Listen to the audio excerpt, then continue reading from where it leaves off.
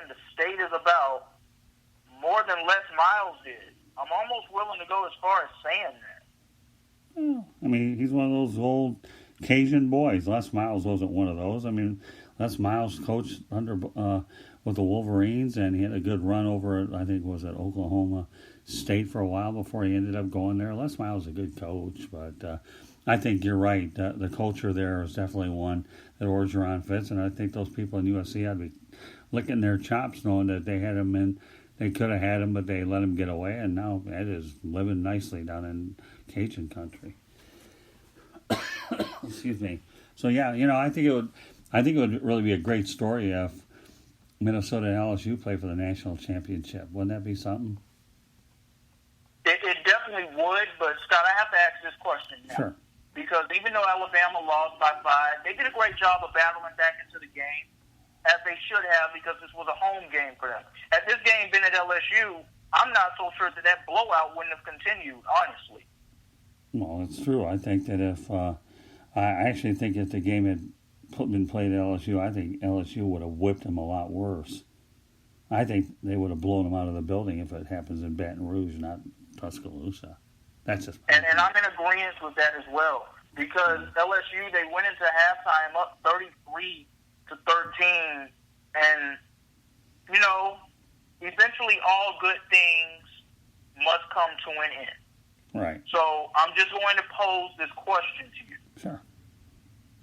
Are we possibly seeing the beginning of the end of the Alabama dynasty? And there are a lot of factors that go into play with what I'm saying here.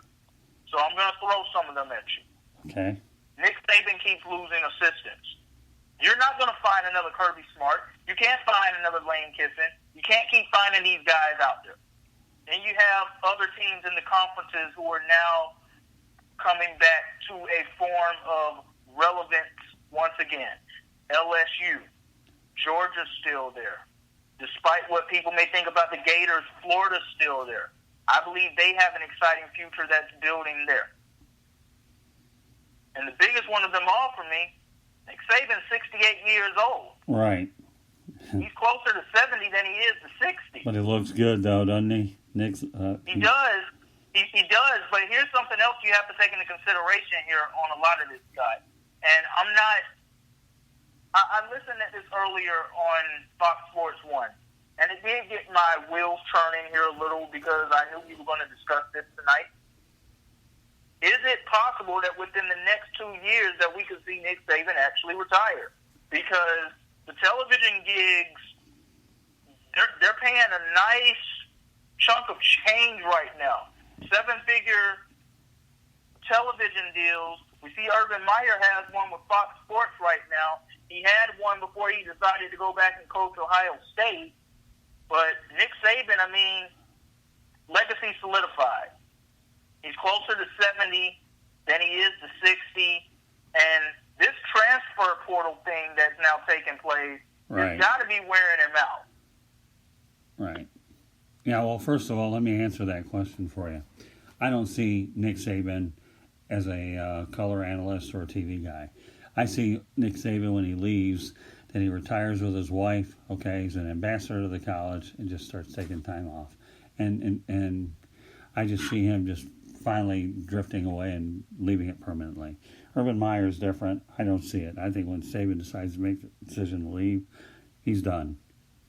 That's what I think. Urban Meyer, who knows? He probably knew that when he left Ohio State. He left it in a little bit of a cloud of controversy. There were some issues last year, and he knew it was time to get off while the seat was hot. And he left and did what he had to do to take a role with the university, working as an assistant with Gene Smith, who he nearly threw under the bus. So Urban Meyer has a tendency to leave places, in a cloud of controversy.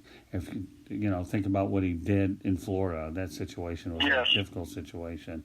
And now Ohio State, he wins a lot, but there, you deal with some of the aftermath of his issues, and I think he's waiting for things to cool down. If he's not feeling, when his health is feeling well and mentally he's right, another story.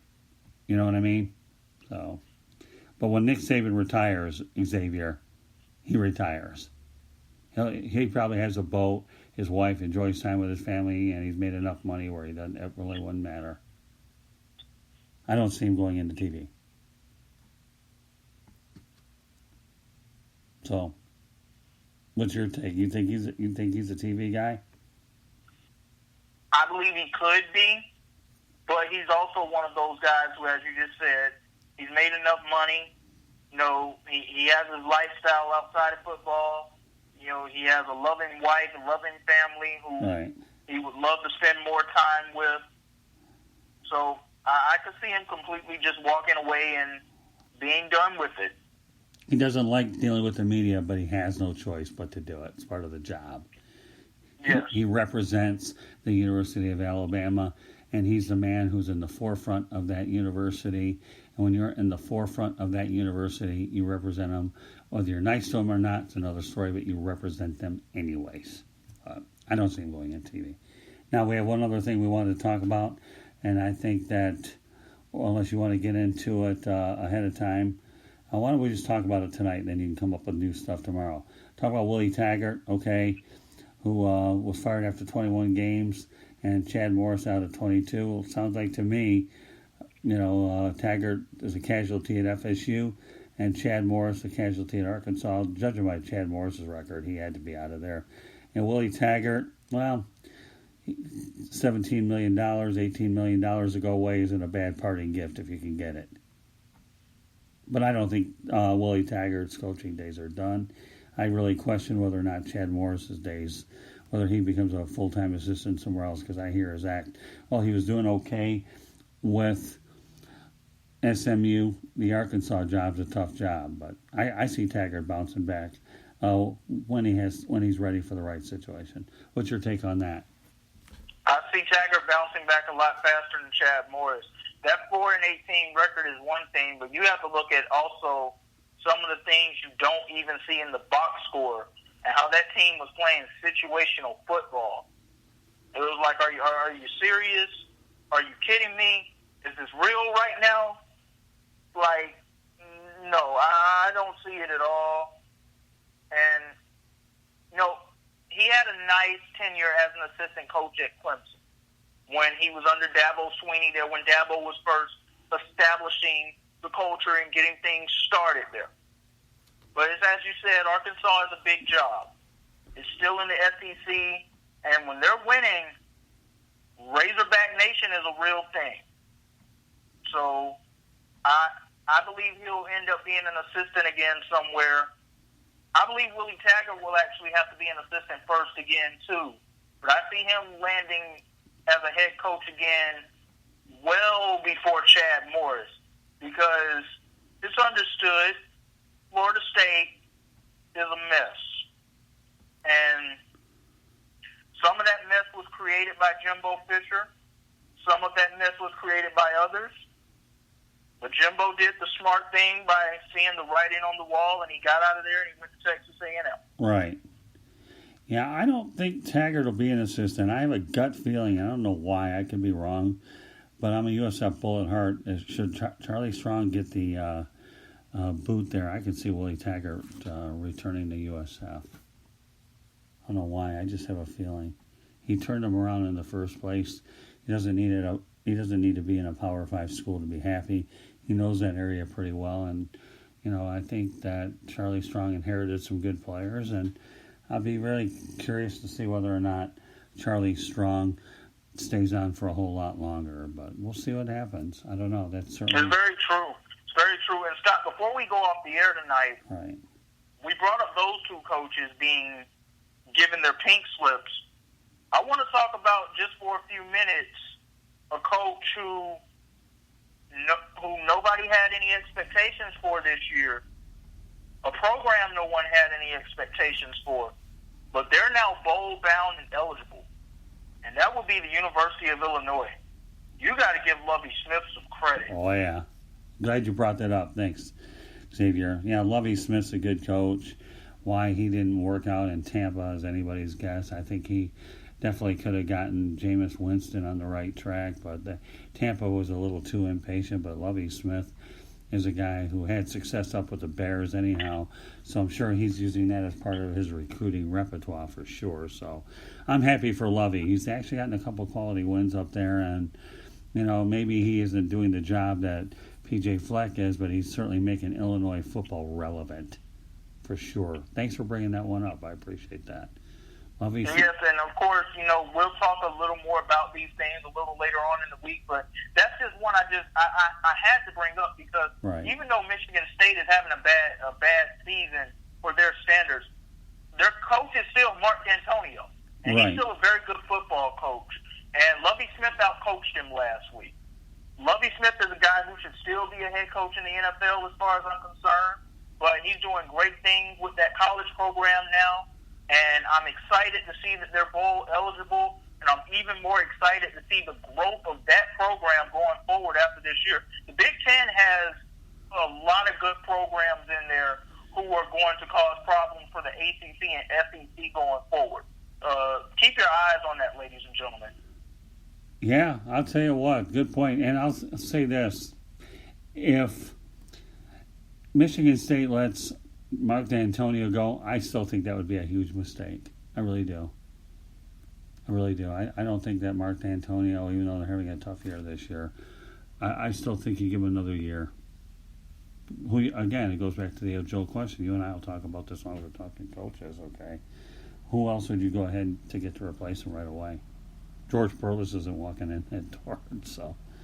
Although you never know, maybe Brett Bielema would go there. Who knows? There's a guy who I could see actually coaching at some point down the road. But interesting stuff, Xavier, as we do all the night here on The Real and the Rare. But meanwhile, we had a nice show tonight.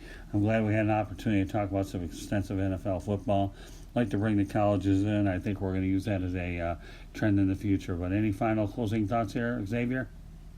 Well, I'm with you on the Mark D'Antonio thought. There would be a mistake for Michigan State to let him go, and even if they did, he'd land on his feet at another Power 5 school immediately. He's done some good things at Michigan State. He's a great football coach. He's a great football mind. A lot of his players seem to have nothing but good things to say about Mark D'Antonio, the man, as well. Yeah, and more importantly, people have to understand for the most part he runs a clean program. Find a guy that's run a clean program and run it for so long, and that has to be taken into consideration. So, I don't know. And ironically, Michigan takes on Michigan State over the weekend, and it's always a really good rivalry for sure. And you'll have Mark D'Antonio and Jim Harbaugh. I think Jim Harbaugh would love to stick it to Mark D'Antonio over the weekend to get that off his back, and he has a pretty good chance to do it, knowing that if Michigan can continue what they're doing on offense, then who knows? They could be headed for a good situation. So, any closing thoughts, X-Man? No, this was a great show as always. Right. Hope you guys were ready for what we dished out in the kitchen tonight. Right. Hope you're ready for what we're bringing on the Sports Exchange tomorrow. Hope you're ready for the Real and the Rare on Wednesday and another edition of the Sports Exchange on Thursday here on the South Florida Tribune Broadcasting Network. That's it. We look forward to promoting our network in a big way. Xavier McKnight, I'm glad that you're one of the core people on the network. You and I worked together definitely over a year, and I think the thing is, the one thing I can always say about you, and I say this from experience, is what you do is not only do you bring strong, legitimate, good opinions, but the fact of the matter is, for any journalist that's listening out there, if you're going to bring opinions out there, you need to research what you're doing. And I think between the two of us, we certainly do everything in our power to make sure that the information backs up what we have. So tomorrow night on the South Florida Tribune Broadcasting Network, we will have the Sports Exchange, and Xavier McKnight will be the closer. So on behalf of the X-Man, Xavier McKnight, I'm Scott Morganroth, the Motor City Mad Mouse, saying have a good evening, and we'll bring you back for another edition of The Real and the Rare on Wednesday night. Tomorrow night we have the Sports Exchange. Good night, everybody. Have a good night, everyone.